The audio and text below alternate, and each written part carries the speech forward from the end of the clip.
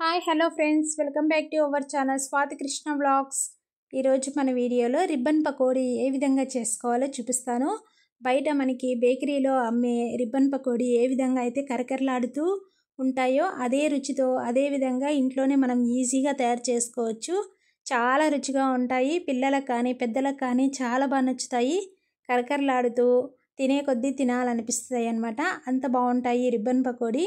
వీటిని ఇప్పుడు ఏ విధంగా చేసుకోవాలో చూపిస్తాను.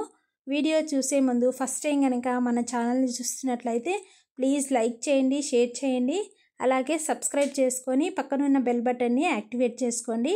ఇప్పుడు ఈ రిబ్బన్ పకోడీ ఏ విధంగా చేసుకోవాలో చూపిస్తాను. ఫస్ట్ అయితే పిండి కలుపుకోవడానికి ఒక పెద్ద గిన్నె తీసుకొని ఇందులో ఒక 2 కప్స్ వచ్చేసి బియ్య పిండి తీసుకున్నానండి. ఇది పొడి బియ్య పిండి, తడి బియ్య పిండి కాదు. ఇందులోకి 2 కప్పుల బియ్యపిండికి 1 కప్పు శనగపిండి వేసుకున్నాను. అలాగే 2 స్పూన్స్ వచ్చేసి మిర్చి పౌడర్ అండి.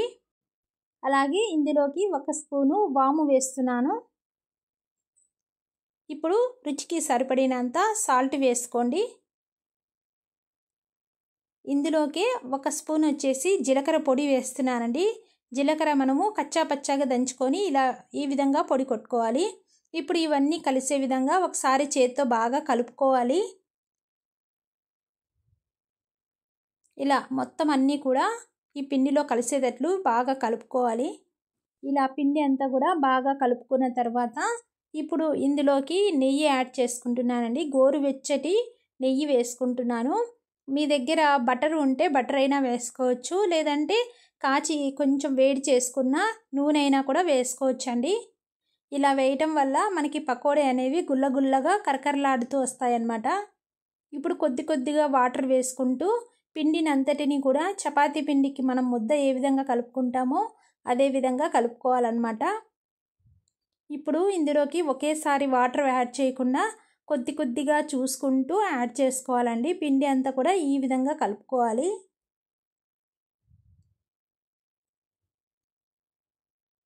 వాటర్ అంతా కొంచెం కొంచెం వేసుకుంటూ పిండిని అంతటిని కూడా ముద్దలాగా కలుపుకోవాలి. ఎక్కడే కానీ ఉండలు లేకుండా పిండి అనేది ఈ విధంగా కలుపుకోవాలన్నమాట. ఇలా కలుపుకున్న తర్వాత ఈ పిండిని మూత పెట్టేసి ఒక 5 నిమిషాల పాటు నాననివ్వాలి. ఇలా నానిన తర్వాత ఇప్పుడు ఇందులోకి నువ్వులు యాడ్ చేసుకుంటున్నానండి. నువ్వులు మనం పిండి కలుపుకునేటప్పుడే యాడ్ చేసుకోవాలి. నేను మర్చిపోయి ఇప్పుడు కలుపుకున్నానండి. మీరు పిండి కలిపేటప్పుడే కొంచెం నువ్వులు కూడా యాడ్ చేసుకోండి. ఇప్పుడు మనము చక్రాల గొట్టం తీసుకొని రిబ్బన్ పకోడీకి ఈ విధంగా ఉంటాయన్నమాట ఇవి ప్లేట్స్ అనేవి. ఇప్పుడు ఇందులోకి కొద్దిగా నూనె వేసుకొని వీటి అంచులకి బాగా ఇలా అప్లై చేసుకోవాలండి. అప్పుడే మనకి పిండి అనేది సాఫ్ట్గా జారి నూనెలో పడుతుంది.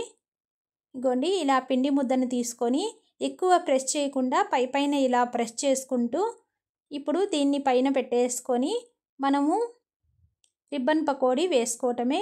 పిండి ఆరిపోకుండా పైన ఒక తడి బట్ట వేసుకోండి. ఇప్పుడు ఆయిల్ పెట్టేసుకొని ఆయిల్ కాగిందా లేదా అని కొంచెం పిండి వేసి చెక్ చేసుకోవాలి. ఇప్పుడు ఇందులోకి డైరెక్ట్గా ఇలా పకోడీని వేసుకోవటమే. మీకు పిండి కొంచెం గట్టిగా అనిపిస్తే మరి కొంచెం వాటర్ యాడ్ చేసుకోవచ్చండి. ఇలా రిబ్బన్ పకోడీ అంతా వేసుకోవటమే.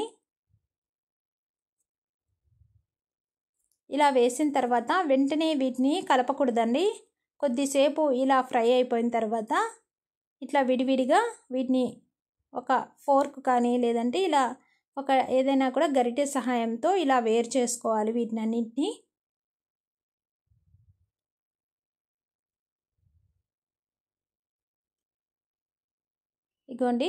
మనకి కరకరలాడుతూ రిబ్బన్ పకోడీ రెడీ అయిపోయింది. వీటిని ఎక్కువసేపు కూడా ఫ్రై చేయని అవసరం లేదండి. వీటిని వేసుకునేటప్పుడు సిమ్లో పెట్టేసుకొని ఆయిల్ బాగా హీట్ అయ్యాక ఫ్రై చేసుకోండి. అప్పుడే మనకి కరకరలాడుతూ ఉంటాయన్నమాట, లేదంటే మెత్తగా అయిపోతాయి.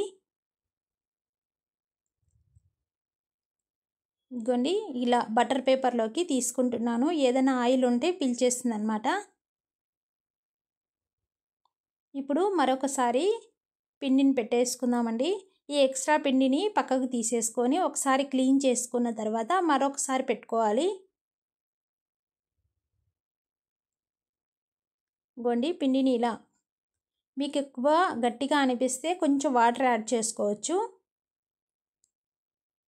రెండోసారి ఆయిల్ అప్లై చేయనవసరం లేదండి. ఇలా పెట్టుకొని డైరెక్ట్గా ఆయిల్లో మనము రిబ్బన్ పకోడీ వేసుకోవటమే. చాలా ఈజీ కదా, టేస్ట్ కూడా చాలా బాగుంటాయి. పిల్లలకైతే చాలా బాగా నచ్చుతాయండి. బయట కొనే బదులు ఇంట్లోనే ఇలా ఈజీగా ప్రిపేర్ చేసేసుకోవచ్చు. గోండి రెండో వైపు కూడా టర్న్ చేసుకుంటున్నాను. మంచి కలర్ వచ్చాయి కదా.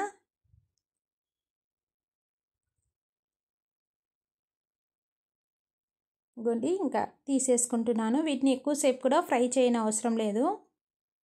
ఎక్కువ కానీ పెట్టామంటే నల్లగా అయిపోతాయండి, రుచి అంత బాగోదు.